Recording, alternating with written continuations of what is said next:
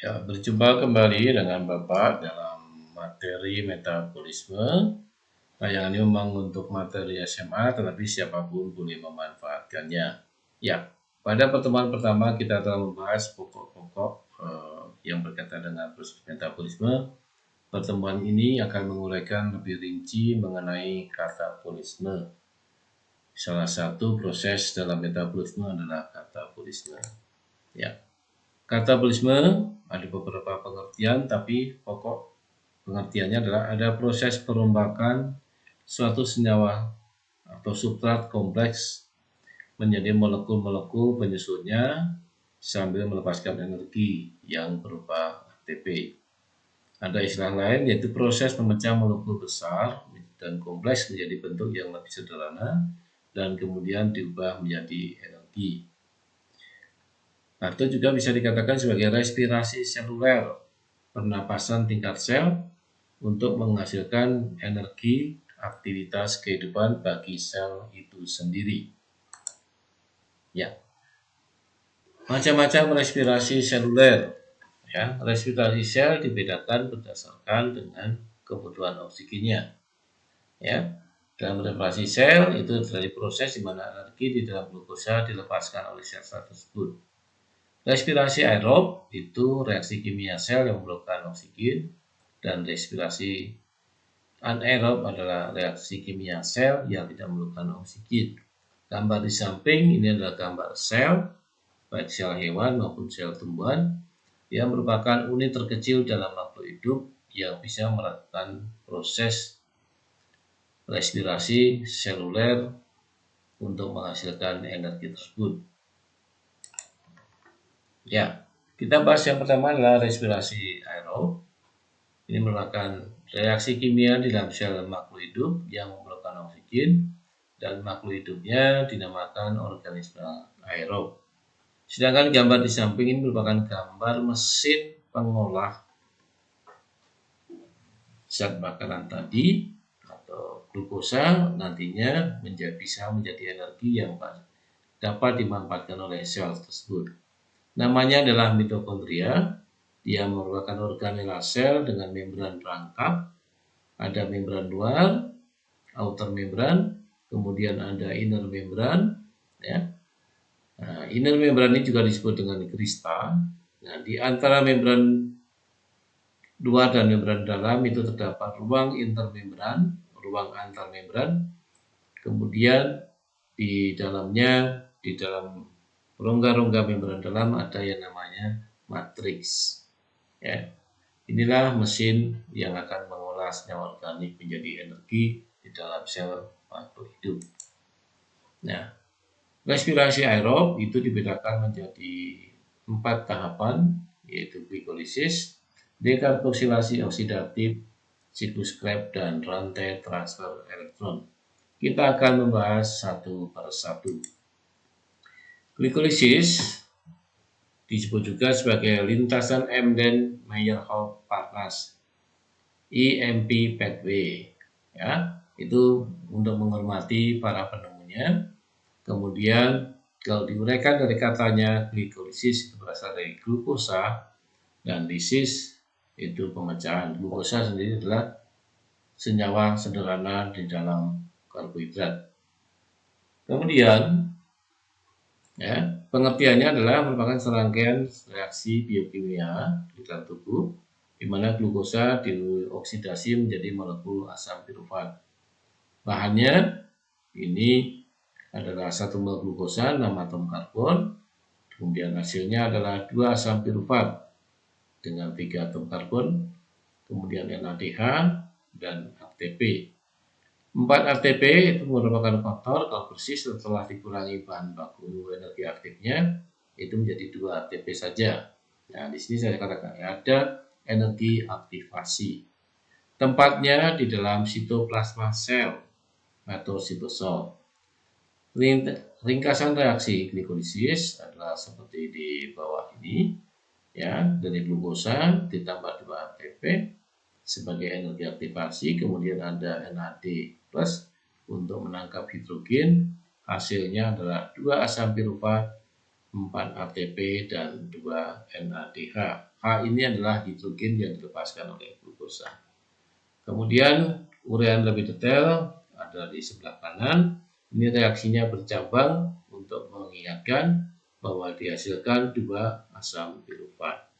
Diperlukan 2 ATP, 1, 2. Ya. Kemudian NAD menangkap hidrogen 1, 2. Ya. Kemudian dihasilkan ATP lagi 1, 2. Ya. Dan di bawah nanti ada 1, 2, total 4, kemudian dikurangi yang 2 atas, total 3. Hasil bersihnya adalah 2. Ya. Kemudian di sini dia karena dilepaskan hidrogen, ya, dihasilkanlah air. Ya. Ini. Berikutnya adalah dekarboksilasi oksidatif, yaitu perubahan asam pirufat menjadi asetil koenzim A. Dia akan melepaskan 1 hidrogen dan koenzim A masuk, kemudian juga melepaskan CO2. Ya, hasilnya adalah asetil koenzim A. Karena di sini melepaskan CO2, maka atom karbon pada asam pirufat 3 berubah menjadi 2 ketika menjadi asetil koenzim A. Ya. Ini selanjutnya kita masuk ke siklus Krebs atau disebut juga Krebs cycle, ditemukan oleh Sir Hans Adolf Krebs, seorang ahli biokimia keturunan Jerman Inggris. Ya, sesuai dengan namanya siklus, maka prosesnya adalah melingkar dan proses ini akan dipercepat dengan adanya enzim. Kalian bisa lihat di sini tadi adalah asam pirufat, kemudian asetil koenzim A. Ini adalah proses dekarboksilasi oksidatif. Kemudian siklus Krebsnya di ini kalian lihat. Kalian bisa lihat dihasilkan ada NADH, kemudian ada NADH lagi, dan FADH. Ada NADH lagi. Ada 3 NADH dan FADH2 ada 1. Kemudian ditambah juga 1 GTP, guanosin trifosfat yang setara dengan 1 ATP. Ini prosesnya akan melingkar seperti ini. Ya, siklus Krebs sendiri itu memerlukan 2 asetil koenzim A sebagai bahan baku, dan hasilnya adalah 1 asam sitrat, 3 NADH, 1 FADH2 dan 1 GTP atau ATP. Itu untuk 1 siklus. Karena asetil koenzimnya 2, maka 2 siklus, hasilnya tinggal dikalikan. Kemudian tahap terakhir dari reaksi respirasi seluler secara aerob adalah rantai transfer elektron. Tempatnya di dalam krista mitokondria, membran dalam dari mitokondria. Ini gambar saya tayangkan lagi, Bapak tayangkan lagi supaya kalian paham mana itu matriks, mana itu ruang antar membran, membran luar maupun membran dalam. Ya. Nah, kemudian kalau membran dalam itu kita detailkan, maka strukturnya adalah seperti yang di atas. Ada phospholipid layer. Ini strukturnya sama persis dengan membran sel. Kemudian ada protein integral, juga nanti ada protein perifernya. Ya, ini yang dikatakan sebagai kompleks protein. Gambar bawahnya itu adalah proses rantai transfer elektron. Ya, ini ada Na2H. Ya, kemudian ada alur dari elektron itu. Ia melepaskan 1 hidrogen. Kemudian FADH2 masuk, melepaskan hidrogen juga 2. Dan kemudian akan ditangkap oleh oksigen, hasilnya adalah air. Ini adalah proses pembentukan ATP dari setiap hidrogen yang dilepaskan. Ya, ada ATP sintetasenya adalah sebuah enzim. Ya. Berikutnya ini adalah hubungan antara proses metabolisme atau katabolisme glukosa asam amino, gliserol, dan asam lemak. Kalian mungkin bertanya-tanya, saya jarang mengkonsumsi gorengan, tapi berat badan saya kenapa misalkan terus bertambah. Di sini di bagian ini bisa kalian lihat ada protein, karbohidrat, polisakarida, dan lemak. Protein kalau dicerna akan menjadi asam amino, kemudian dia bisa mengalami proses deaminasi kalau mau dimakan, dicerna, dan masuk sumber energi. Nah, karena asam amino itu ada 20 macam, ada esensial, non-esensial, maka jalur masuknya berbeda-beda. Ya. Lemak dicerna menjadi asam lemak, akan masuk ke dalam asetil koenzim A. Gliserol masuk ke proses glikolisis.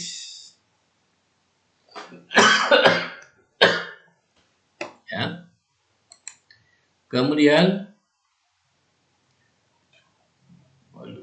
ya, jadi kalian bisa melihat hubungan bagaimana saya mengkonsumsi protein, apakah bisa menjadi energi aktivitas, dan nanti apa residu yang dibuangnya adalah asam, bagian dari asam amino adalah gugus amina, nanti diubah menjadi urea di dalam urin.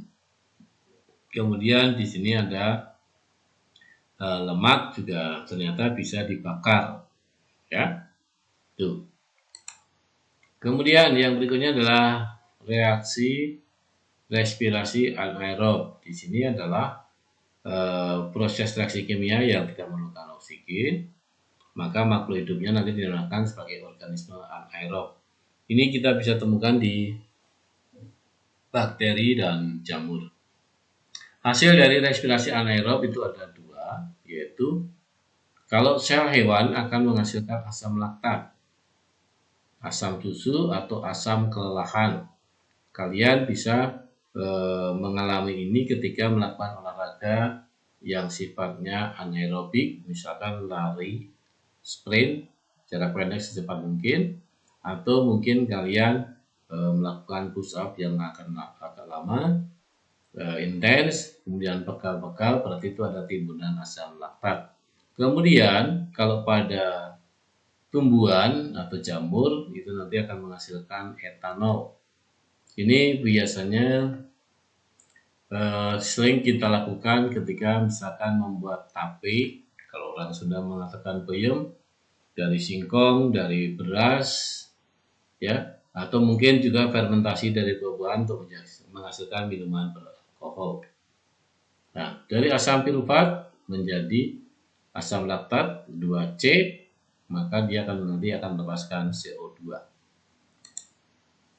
Nah, ini bagian terakhir, kalian mungkin tahu ya, ingin adalah struktur kimia dari glukosa. Ya. Kemudian di sini ada energi ikatan antara unsur-unsur pembentuk dari senyawa tersebut. Jadi di sini misalkan antara C dengan O dengan 2 ikatan tangkap, C dengan H, C dengan O lagi 1 ikatan tunggal, dan O dengan H. Itu bisa dihitung di dalam pembakaran yang sempurna, ya, akan dihasilkan sekian kalori. Di sini adalah dalam bentuk joule. Ya. Ini bisa kita bandingkan dengan pembakaran atau reaksi aerob dan anaerob di dalam sel, maka akan ketemu efisiensi sel tersebut. Ya. Silahkan nanti kalian hitung. Sekian tayangan dari Bapak untuk materi katabolisme. Jangan lupa kalian like, subscribe, dan share kepada teman-teman atau siapapun yang membutuhkan. Terima kasih. Tuhan memberkati.